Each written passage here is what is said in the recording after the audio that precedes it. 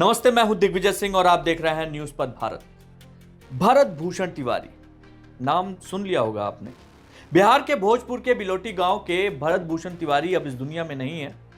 Police की गोली से वो घायल हुए थे और उसके बाद इलाज के दौरान उनकी मौत हो गई। लेकिन इस कहानी के क्या सिर्फ ये एक पहलू है?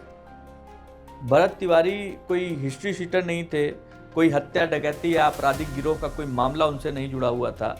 सोशल मीडिया पर लगातार वो सिस्टम के खिलाफ बोलते थे। गंगा कटाव से विस्थापित परिवारों की समस्याओं को लेकर प्रशासन पर हमला बोलते थे। उनके वीडियो बताते हैं कि उनके भीतर जो आक्रोश था वो कितना गहरा था।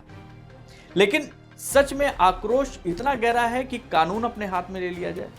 जब हाथ में पिस्तौल आ जाए और पुलिस को धमकाया जाए, सरकारी अधिकारियों को मारने की चेतावनी दी जाए और गिरफ्तारी के लिए पहुंची पुलिस टीम के सामने हथियार लहराया जाए, तो मामला सिर्फ विरोध का नहीं रह जाता, कानून को अपनी कार्रवाई करनी पड़ती है। ठीक बात है, लेकिन सवाल यह है कि क्या मुठभेड़ ही सिर्फ एक विकल्प था?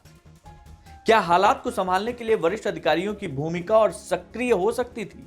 क्या मौके पर अधिकारी जो मौजूद थे वो बातचीत के जरिए तनाव कम कर सकते थे?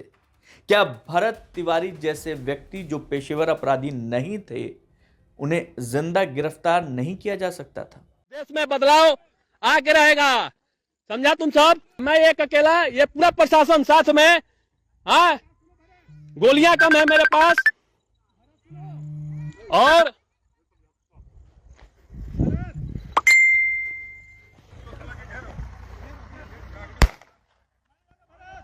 अरे तो मार रहे दो। देशभक्त लोग डरते हैं क्या गोलियों से? हाँ, तुम सब छिप के कर रहे हैं, हम तो खुले मैदान में हैं। हाँ, काशी का सिलेंडर सामने से कभी होगा, तुम सब लेके यही सब घात करके करेगा। हाँ, इन सवालों के जवाब जांच में ही पता चलेगा। लेकिन एक और सवाल है जो उतना ही जरूरी है।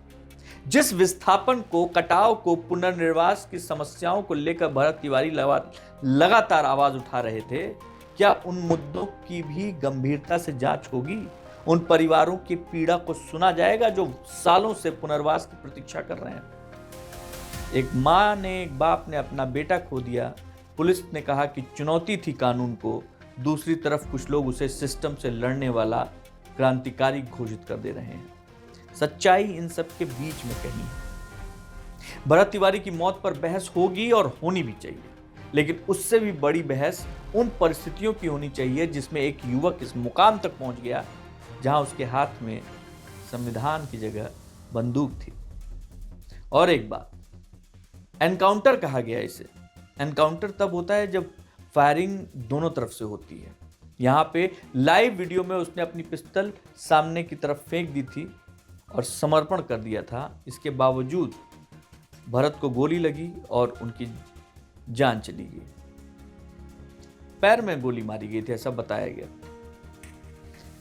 वो वहां के जो मुखिया, सरपंच, विधायक, उन सब के प्रपंच के खिलाफ आवाज उठाते थे और वही जो बात वो कह रहे थे, उस बात को लेकर पूरा सोशल मीडिया आक्रोशित है। जमनिया गांव जहां के बारे में बात कर रहे थे, हर साल वहां पे नदी में कई घर भेंट चढ़ जाते हैं, जहां पर पहुंच पाना बहुत दुरूह है। मीडिया की बात छोड़ दीजिए, पता नहीं कोई पहुंच पाएगा कि नहीं पहुंच पाएगा, क्योंकि वो एक ऐसी जगह थी, एक ऐसा दर्द था जिसकी सुनवाई किसी के पास नहीं। और वही दर्द भरत के हिसाब से भरत अपने सामने अपनी चीजों पे पहुंचाने की कोशिश कर रहे थे।